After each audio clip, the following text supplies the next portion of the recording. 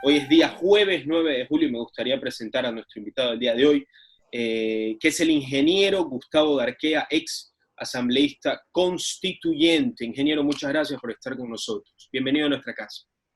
Muchas gracias, muy amable por la invitación y un saludo a todos los oyentes de Radio Fuego. Bueno, ingeniero, nosotros hablamos hace ya unas semanas, y ahorita estábamos hablando antes de la entrevista y me dicen que no lo dejan salir, que está encerrado en teletrabajo, y si es que nos ponemos en una dinámica, yo soy un turista que hace un mes no ha sabido nada de noticias del Ecuador, ¿cómo describiría el último mes, en las últimas 2 semanas de la situación en el país? Bueno, el último mes específicamente yo describiría como que nos cayó una nueva pandemia. ¿Cuál ha sido esta? Y esta pandemia ha sido una pandemia moral. Uh-huh. Realmente estaba oculta tras bastidores, pero la pandemia del coronavirus la reveló. La reveló porque ya parece que alcanzó tales niveles que se hacía imposible mantener ese dique y se desbordaron todos los, todos los ríos de la corrupción.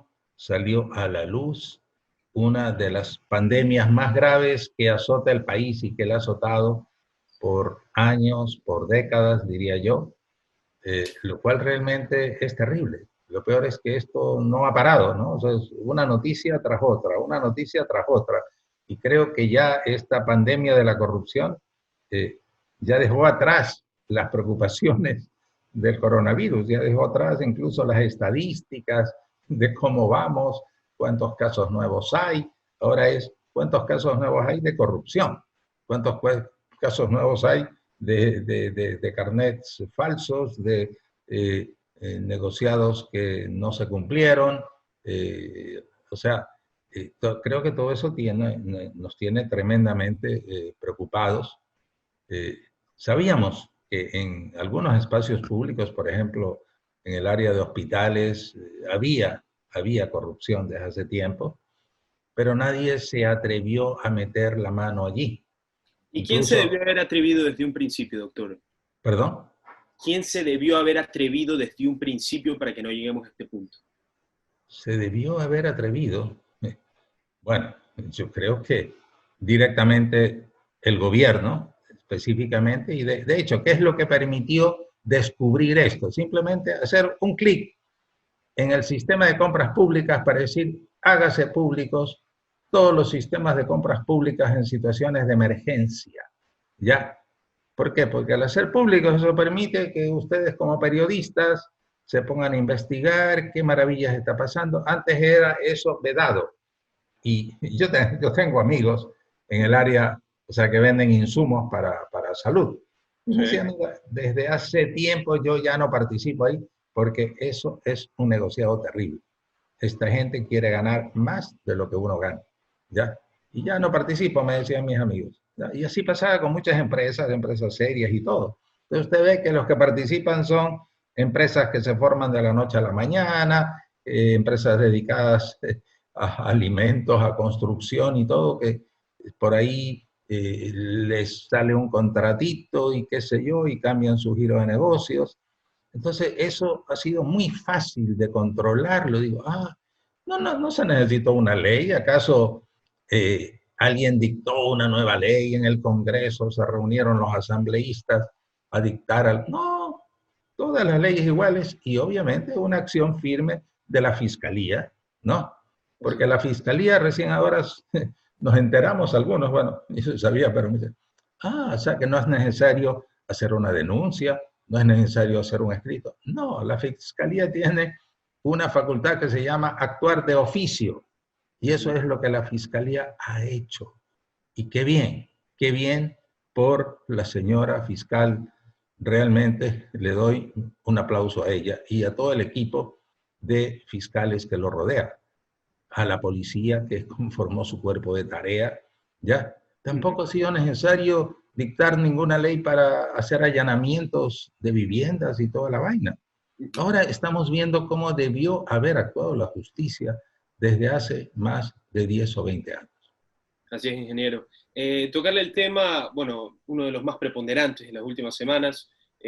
Hace unos días, hace unas semanas, el abogado Jaime Nebot propuso una consulta popular y hoy se han dado a conocer pues cuáles son las 11 preguntas, que estas 11 preguntas tratan, para no leerlas absolutamente todas, políticas de Estado a favor de la agricultura, ganadería y pesca artesanal, estímulos tributarios, etcétera, etcétera. No le voy a preguntar si está de acuerdo con lo consulto o no, le voy a preguntar qué tan preponderante o qué tan importante es que se haga esta consulta popular. Realmente yo no veo trascendente en este momento hacer una consulta, discúlpenme.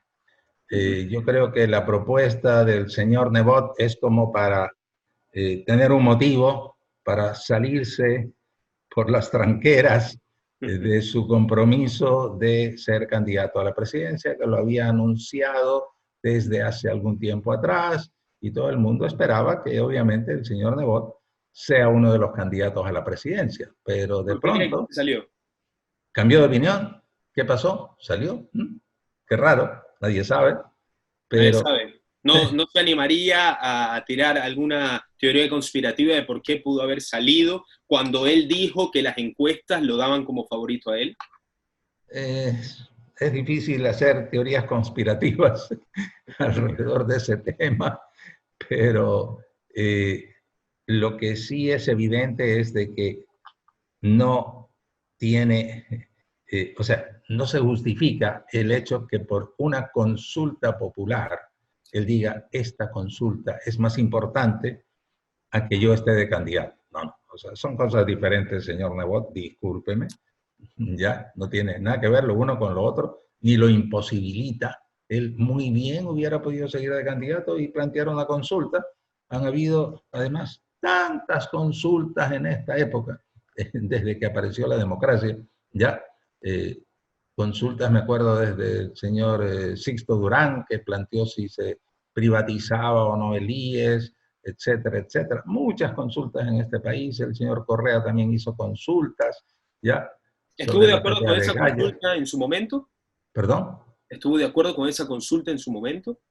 Bueno, esa consulta del año 2011 es la que generó que yo me retire de país, porque fue una barbaridad, fue un engaño al país, un engaño a la ciudadanía, ¿ya? También vía consulta se puede engañar y puede uno plantear lo que quiere, puede matizar. Ahí el señor Correa puso la pregunta de si aceptan que le meta la mano a la justicia o no, junto con la pelea de gallos, y la gente se ponía a discutir de la pelea de gallos, que si debe haber peleas de gallos o corridas de toros, o sea, cosas absolutamente intrascendentes con temas profundamente trascendentes para el país. Entonces, realmente es muy difícil pensar y decir, acá, una consulta popular tiene más peso que el hecho de una candidatura. Creo que son cosas totalmente diferentes, no se contraponen lo uno con lo otro, pero estamos en una época preelectoral y lo fundamental es saber cuáles van a ser las fuerzas políticas que van a definir el futuro del país en los próximos 4 u 8 años. ¿Ya? Y creo que eso sobrepasa cualquier capacidad, cualquier posibilidad de una consulta popular. Disculpen. Lo cierto es que por razones que no sabemos, el señor Nebot ya se arrepintió de correr para la próxima campaña. No sé si esté buscando otros escenarios o coqueteando con el señor Otto Sosne-Holzner o qué sé yo, no sabemos. Lo cierto es que ya no es candidato. Eso fue una buena teoría conspirativa, ingeniero. Muchas gracias por lanzarlo. Ingeniero, también me gustaría preguntarle, bueno, como usted dijo, estamos en épocas preelectorales y claramente lo que más surge en el país son soluciones y que se hagan bien. Pasando de un candidato de Jaime Nebot, quiero pasar a Guillermo Lasso. Lo pregunté en una entrevista hace unos días, no me dieron una respuesta concreta, espero conseguirla en usted, ingeniero. El señor Guillermo Lasso el domingo pasado dijo que él podría solucionar los problemas del país en tan solo 100 minutos. Estamos hablando de 1 hora y 40 minutos. ¿A qué debe su opinión de esto? Bueno, no escuché esa entrevista, definitivamente, pero, o sea, creo que sería un mago, Mandrake, Superman, habría que llamarlo de alguna manera, si en 100 minutos soluciona los problemas del país. Nunca había oído una respuesta de ese tipo. Me parece que, bueno, si es muy soñador, creo que es un fantasioso, porque no tiene sentido decir eso. Los problemas del país son extremadamente complejos, y lo sabe el señor Lasso, lo sabe el señor Nebot. Yo creo que el señor Nebot sabía que eh, si hubiera ganado la presidencia de pronto, en ese evento, no podía haber hecho lo que él hubiera querido hacer, ni ningún presidente en los próximos 4 años va a poder hacer lo que él quisiera hacer, porque simplemente es un Estado quebrado. Un Estado quebrado, pues no puede dedicarse a hacer grandes obras, importantes obras, tiene que distribuir, eh, digamos, aquí poquito a poco todos los recursos, dar prioridad a mantener, a veces ni siquiera crecer, sino a mantener la economía del país. Y en eso estamos, aparte del coronavirus, pues que nos ha generado una crisis económica terrible, una crisis, aparte de la crisis social, ¿ya? Entonces, no tiene sentido, para mí no tiene sentido lo que ha dicho el señor Lasso, disculpe. ¿Y qué opina de las propuestas políticas que ofrece al país el señor Guillermo Lasso? Ya las dio el año 2017, donde se enfrentó a Lenín Moreno, perdió en las urnas, se vuelve a lanzar el año 2021. Mire, yo respeto el quehacer político del señor Lasso, respeto sus propuestas. Me parece que ha tenido un actuar coherente él y su partido de Creo en la Asamblea, a diferencia de los socialcristianos, que ya parecía que había una alianza muy cercana con los correístas. Señor Lasso se supo manejar bien en la crisis de octubre, no tratar de sacar réditos a su favor, sino de buscar el bien del país, y eso me parece que fue importante. Lo mismo en esta crisis de la pandemia, me parece que asumió una posición eh, también de apoyo a la emergencia, ¿ya? Muy diferente de la que se vio en la alcaldesa y en el propio alcalde, pero peor en la alcaldesa, que le correspondía asumir una posición muy firme al respecto. O sea, ha tenido posiciones muy coherentes, definitivamente. O sea, creo que de todos los políticos en los últimos tiempos, me parece que es uno de los que he visto posiciones más coherentes, y su, digamos, voluntad, porque en eso me parece que hay una voluntad eh, de unificar sectores y fuerzas sociales en el país. Creo que eso es una tarea fundamental. Quien lo logre hacer en el próximo periodo realmente podrá salvar este país, porque eso es lo que se necesita, un espacio de diálogo, de participación de todos los sectores para sacar a este país adelante. No se puede seguir pensando en las peleas de espacios, de su baldosita, que no me quite este espacio, que no me quite el otro, por favor. Eso ya no es posible. No es posible. La gravedad de la crisis es de tal naturaleza que si no nos unimos para trabajar en conjunto, pues nos arrastra esta corriente. Créalo, Ricardo, así es la situación. Ingeniero, tiene toda la razón. Claramente, pues en su principio, lo que más nos preocupó es que el barril de petróleo en el ámbito económico estuvo en menos 0,35 centavos. Hoy me parece que está alrededor de los $40, me parece que aumentó. Pero igualmente la situación del país en el ámbito del crudo, de la relación del crudo entre China y Ecuador, es bastante, por así decirlo, hostil o áspera, por así llamarlo, con todos los problemas que hay en esta situación. ¿Cuál es la manera del Ecuador o cuáles son las propuestas que deben hacer los políticos, los presidentes, los próximos candidatos a presidentes para sacar a Ecuador de la segunda pandemia o de la tercera pandemia, que es la crisis económica en el país? Bueno, en primer lugar, Ricardo, el sinceramiento de los precios internos de los derivados del petróleo.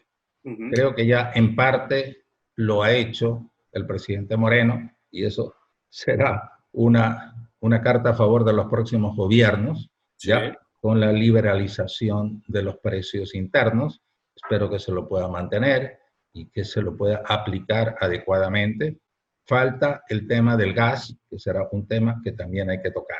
Es decir, un hogar en crisis, una casa en crisis, no se puede dar el lujo de subsidiar cosas que no puede pagar, es imposible. Usted no puede a sus hijos subsidiar una educación en una universidad de Estados Unidos si no tiene cómo pagar ni siquiera las pensiones de una universidad local. Eso es lo que ha estado haciendo el país, ¿no? O sea, haciéndonos creer que somos ricos, pero mentira. Haciéndonos creer que tenemos un bienestar falso, que no es verdad. Es decir, hay que pagar los precios que son, si no, vivimos un espejismo. Eso en primer lugar. Hay que sincerar los precios en la economía. Eso ¿Cree es que el fundamental. presidente Moreno los ha sincerado parcialmente o totalmente? Bueno, yo diría parcialmente ha establecido una banda del 5% de variación para, digamos, que sí, hay una variación por encima de eso, espero que no los haya. Todavía no hemos visto en una aplicación real ese esquema, esperemos que funcione, ¿ya? Pero por lo menos hay un avance importante aprovechando justamente esta bajada de los precios del petróleo, ¿ya? En segundo lugar, creo que hay que resolver temas que son urgentes y muy importantes. Tenemos parada la refinería de Esmeraldas, ¿se imagina? O sea, parada la refinería de Esmeraldas. Ya, teniendo una refinería ahí, tenemos que importar crudo. Y la refinería de la península está prácticamente al borde de la paralización. Ya, es una refinería ya viejísima, ya. ¿Cómo Y reactivamos esas refinerías, doctor? Ingeniero. bueno, la refinería de Esmeraldas ya hay un proceso de reactivación. Lamentablemente el gobierno anterior gastó más de 2.000 millones de dólares supuestamente para repotenciarla y lo que hicieron fue se llevaron miserablemente la plata, ¿no? Una vergüenza, una vergüenza. Y hay ya un plan, entiendo, para eh, eh, poder reparar el sistema de craqueo catalítico, que es el corazón de la refinería. Eso dicen que va a tomar todavía unos 3, 4 meses. Pero, o sea, hay cómo repotenciarla, pero haciendo bien las cosas, hay cómo arreglarla, digamos así, que eso vuelva a producir, ¿ya? Pero es fundamental darle un buen mantenimiento, creo que es importante. El otro tema en el país que considero crítico es el tema de la seguridad social, Ricardo, ¿ya? Es otro tema que deberá sincerarse. Si no se sincera ese tema, también este país tiene un grave riesgo de sucumbir, y de sucumbir perjudicando a los mayorcitos, a los jubilados, lo cual sería gravísimo, ¿ya? Es decir, un seguro social que está desfinanciado, un seguro social que gasta más de lo que percibe. Ahí también hubieron situaciones muy demagógicas del gobierno anterior de permitir, por ejemplo, la atención de los hijos de los afiliados sin cargos adicionales por esa atención. A cualquiera se le hubiera dicho, señor, ok, padre de familia, quiere usted asegurar con sus hijos, pague $5 más al mes. Yo creo que todos los padres de familia lo iban a hacer.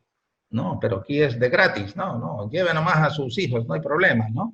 Ya está bien que se atiendan a los hijos.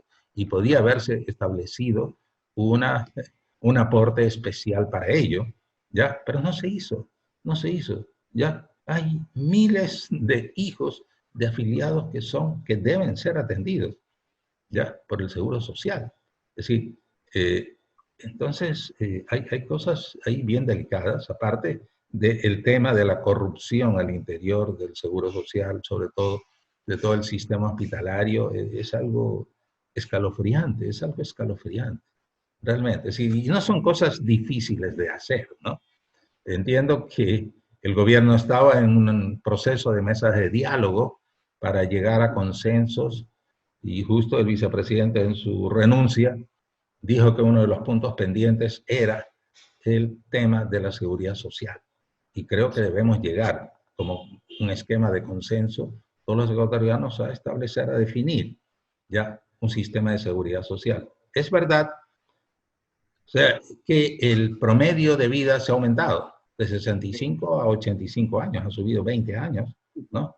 Entonces, es evidente que tiene que revisarse el tema de si debe seguirse manteniendo la jubilación a los 65 años con los mismos beneficios. Una serie de países a nivel mundial han tenido que revisar eso, porque a veces eso es inaceptable para el Estado.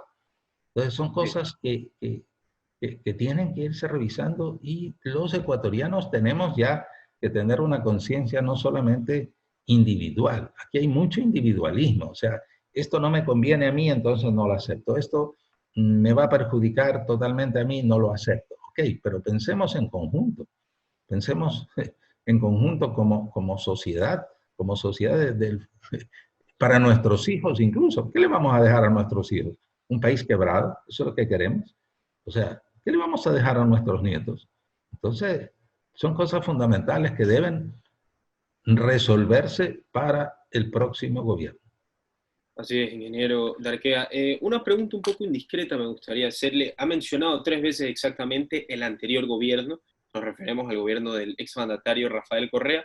Usted perteneció a Alianza País hasta el año 2011.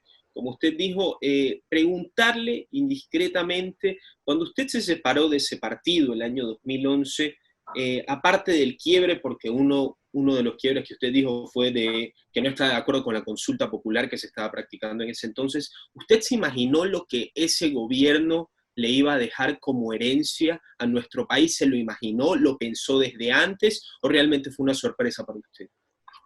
Mire, el proyecto Alianza País fue un proyecto muy soñado por muchos sectores sociales y políticos incluso de este país, ¿ya? Muy soñado, ¿ya? Se dio un proceso de construcción de varios años, no fue una cosa así inmediata, no fue que llegó un líder mágico y todo el mundo decidió inclinar su cabeza, no, fue un proceso de construcción político y social, ya viendo el desastre de este país con, en los últimos gobiernos, 3 presidentes derrocados por el propio pueblo, un último gobierno de Lucio Gutiérrez que fue un desastre. Entonces, una serie de grupos sociales en el país ya nos veníamos reuniendo, analizando la situación y viendo cómo los sectores de izquierda en esa época podían unificarse alrededor de un programa, de un proyecto de nuevo país y de un liderazgo adecuado.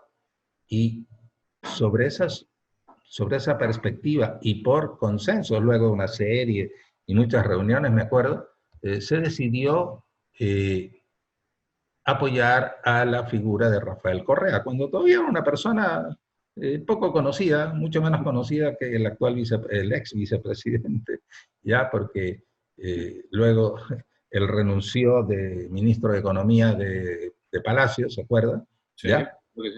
Y empezó y bueno, en esa época, a raíz de su renuncia, se empezó ya a discutir realmente más seriamente la posibilidad de conformar todo un frente que se llamó justamente el de Alianza País, ¿no? Alrededor de la figura de Rafael Correa, y luego decidimos conformar ya un movimiento político que se llamó el Movimiento País, del cual yo era parte de la dirección nacional y dirigí por algunos años el partido acá en Guayas, ¿ya? Sí. Pero era un proyecto con el que soñábamos todos, con Sí. un liderazgo importante pero participativo, no autocrático. Jamás se pensó en un modelo populista, ni mucho menos. Y así comenzamos, y se comenzó bien. Ya se comenzó conformando la constituyente de Montecristi, yendo adelante con la consulta popular, con las elecciones en base ya a la nueva constitución, pero progresivamente ahí es cuando uno se da cuenta de que cómo pueden cambiar las personas debido al poder, debido a, no sé, podríamos decir la vanidad, ¿ya? La vanidad, el poder, el poder cambia a las personas, desgraciadamente, a mucha gente, y creo que ahí hubo un cambio fundamental que se generó en el señor Rafael Correa, ¿ya? Un cambio que yo ni muchos de mis ex compañeros lo hubiéramos esperado.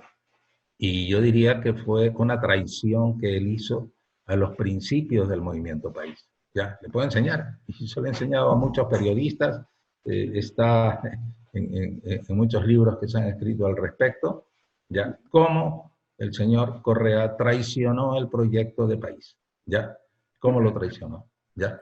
Y luego pues se volvió una persona autoritaria, prepotente, concentradora de poder, y peor aún, que generó una corrupción increíble en este país. Entonces, esa fue la situación.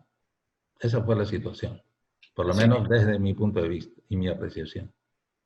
Ingeniero, preguntarle, antes de que se nos acabe el tiempo, usted habló de Otto Sonnenholzner, no hemos hablado todavía a fondo, me gustaría tocarlo aunque sea un ratito, su renuncia.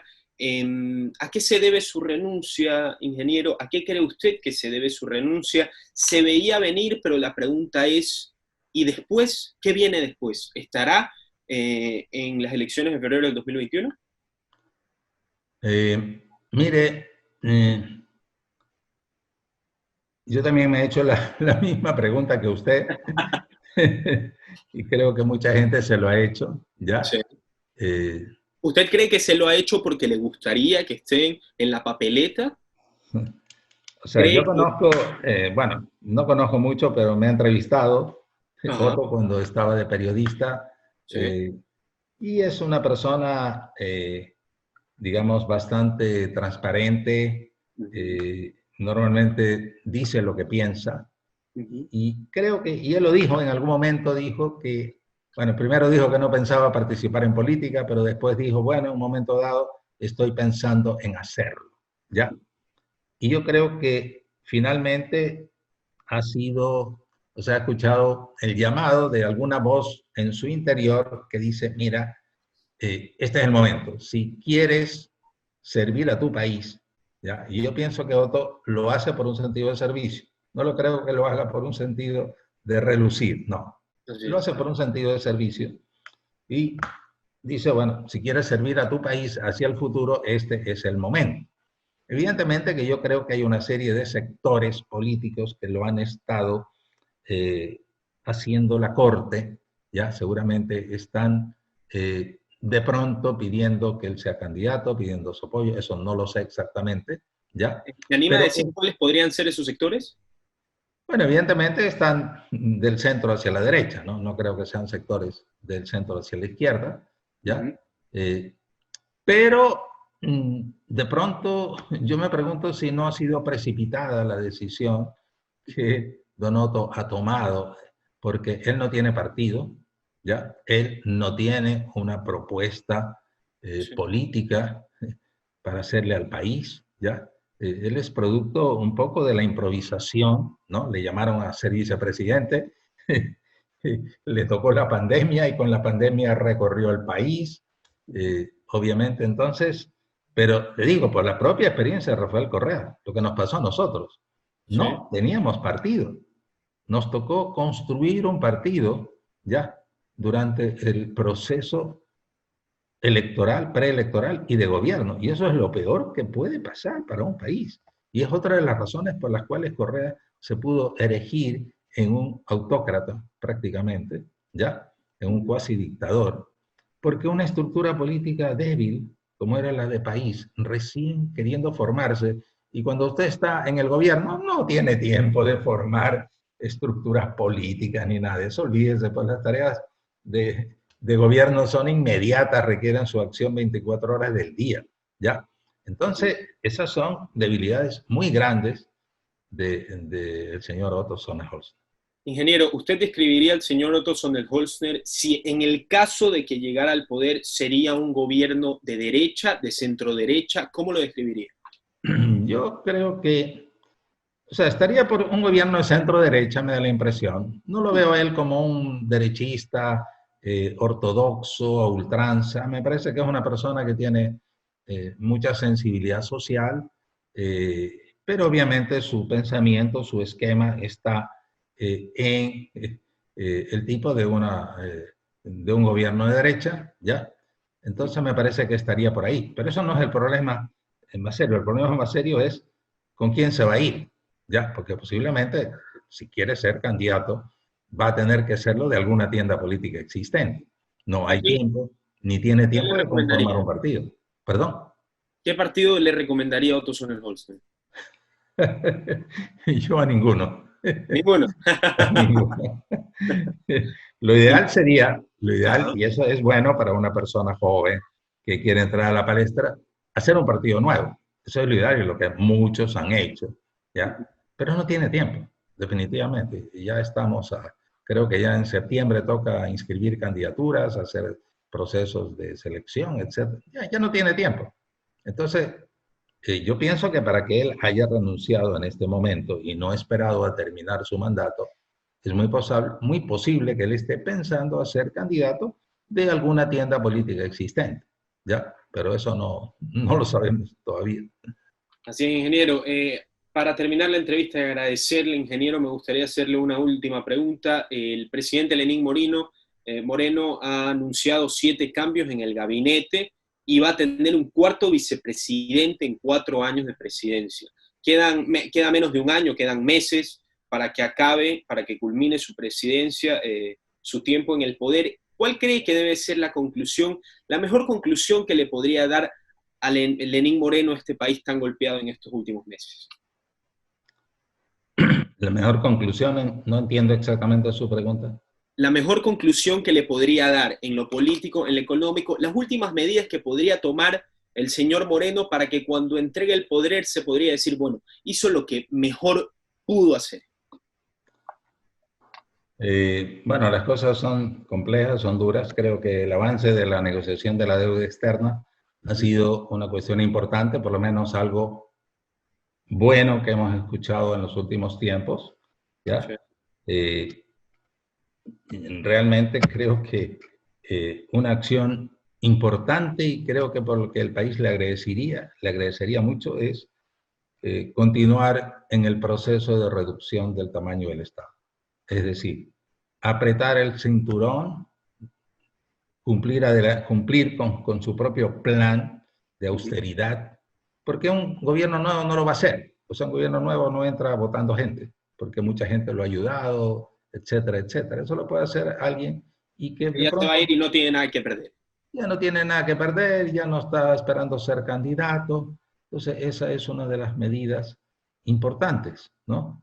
Lo de la justicia, obviamente, si mantenemos la separación de poderes, eso no le corresponde, pero sí creo que le corresponde apoyar a la fiscal, ¿no? En todas las acciones que estén tendientes a poder eh, consolidar el proceso de ajusticiamiento de los corruptos, porque aunque haya separación de poderes, pero si eso se logra, la gente va a acordarse, esto se logró en el gobierno de Moreno, ¿no? Estos tipos están presos, ¿en qué época? En esta época, ok, ya. Entonces creo que ese tema, esos dos temas van a ser muy importantes. Otros no le digo porque ya no habrá tiempo. Lo de la seguridad social, dudo que ya haya tiempo de trabajar ese tema, ¿ya? Pero Sí, sí, el tema de la reducción del tamaño del Estado es un tema gordo y que allí puede cortar mucha tela. definitivamente, ingeniero. Muchísimas gracias por la entrevista, ingeniero Arqueda. Ha sido un placer y esperemos tenerlo muy pronto nuevamente aquí en los estudios de Fuego. Gracias, Ricardo. Muy amable, ¿eh? Pase bien. Igualmente, ingeniero. Pase bien.